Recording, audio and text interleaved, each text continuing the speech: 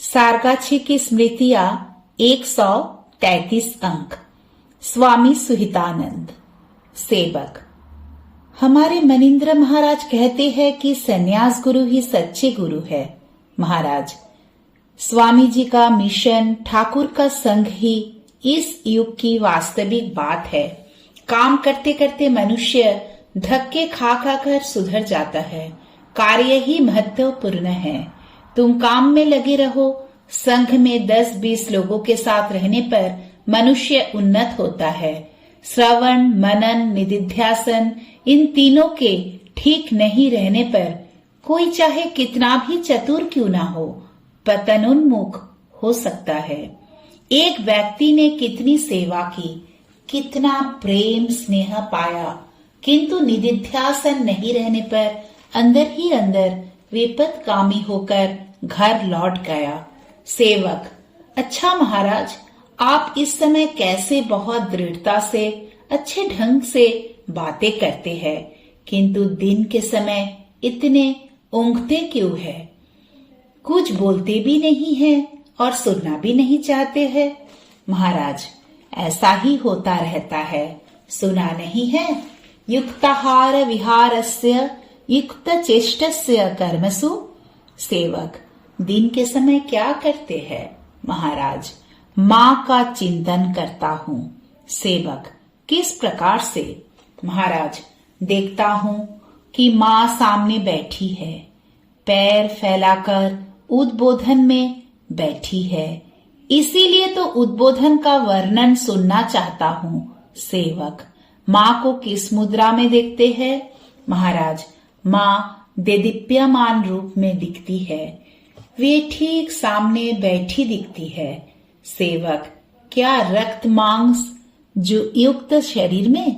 महाराज, नहीं, ठीक वैसा नहीं, तथापि अत्यधिक सुस्पष्ट रूप से। सामने बैठी रहती है कि हृदय के भीतर? महाराज, हृदय के भीतर ही, तथापि देखता हूँ मानो सामने है। सेवक। माँ की मूर्ति हिलती जुलती है? महाराज, हाथ थोड़ा थोड़ा हिलता है, मानो कह रही है कि मुक्ति चाहने से ही दी जा सकती है, किंतु भक्ति देना सहज नहीं है। माँ हाथ हिलाकर कहती है।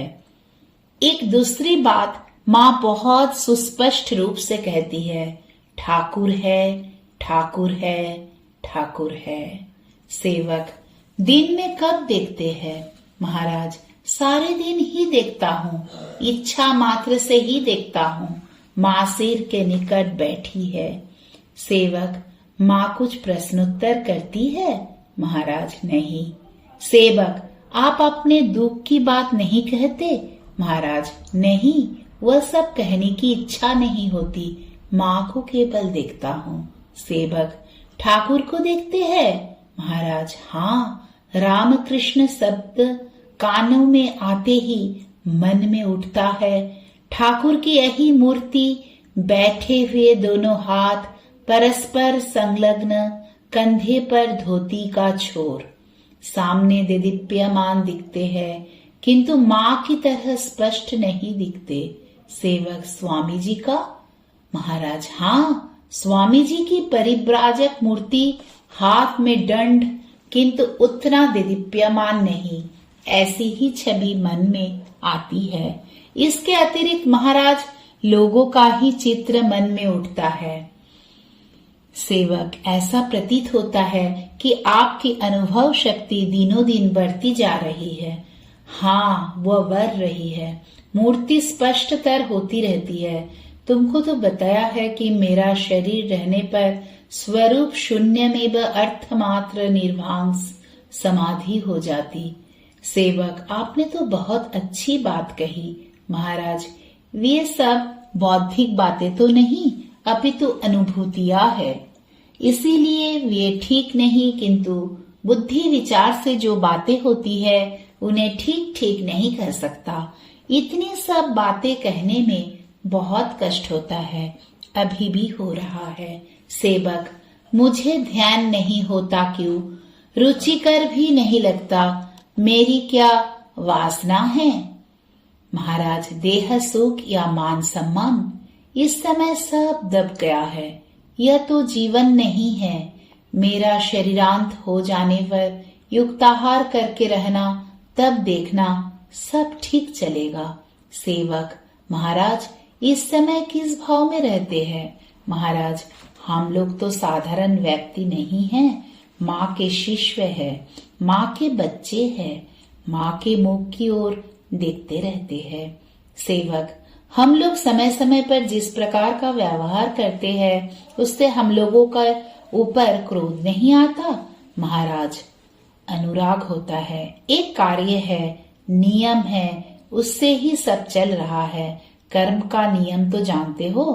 काशी में रहते समय सन 1964 ईस्वी में महाराज का स्वास्थ्य अपेक्षाकृत अच्छा था। अच्छा कहने का तात्पर्य यह है कि बुद्धि के स्तर पर वे थोड़ा सजग थे। यद्यपि शरीर के अन्य अंगों पर उनका स्वनियंत्रण नहीं था।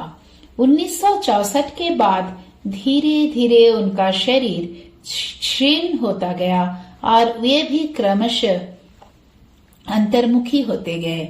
सेवक कभी कभी प्रश्न पूछकर उनसे उनका कुशल समाचार जानने का प्रयास करता, किंतु सेवक के प्रश्नों के उत्तर देने के उपयुक्त उनके शरीर की क्षमता और मन की इच्छा नहीं थी।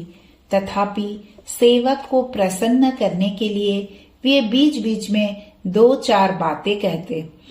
महाराज, श्री कृष्ण चरित्र के संबंध में मैं अधिक कुछ नहीं बता सकूंगा।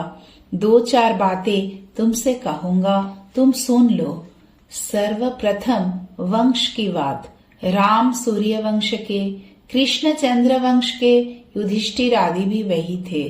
सूर्य चंद्र का युग्म मानो बाघ सिंह।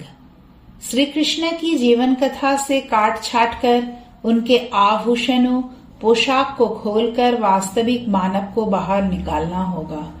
इसके बाद जन्म कथा। वसुदेव राजा, देवकी रानी थी। वसुदेव को कारागार में क्यों रखा गया? सभी अत्याचारी राजा विरोधियों के भय से डरे रहते थे। ऐतिहासिक प्रमाण है हेरोद। इसीलिए गणना करने, किसी के कुछ कहने पर वे सभी दुर्बल चित्त के राजागण बहुत घबरा जाते थे। इसीलिए जनश्रुति के आधार पर वसुदेव और देवकी को कारावास मिला। बलराम कौन थे?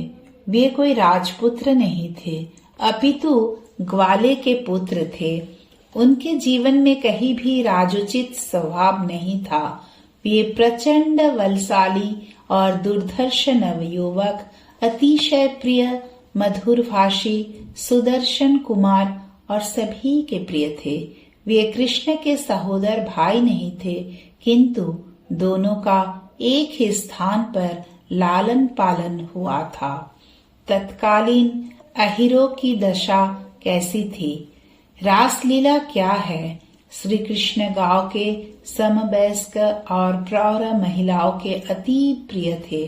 नेतृत्व क्षमता वाले श्री कृष्ण सबको लेकर दल बनाकर नाटक अभिनय करते, भजन कीर्तन करते, रास नामक प्रचलित एक खेल खेलते। राधा के नाम के किसी उल्लेख की कोई आवश्यकता ही नहीं है। यह परवर्ती ब्रह्मवैवर्त पुराण में दृष्टिगोचर होता है। परवर्ती अध्याय में श्री कृष्ण का द्वारका गमन, जरासंध वध, कुरुक्षेत्र और प्रभास तीर्थ का वर्णन है क्रमशः। जय श्री राम कृष्ण।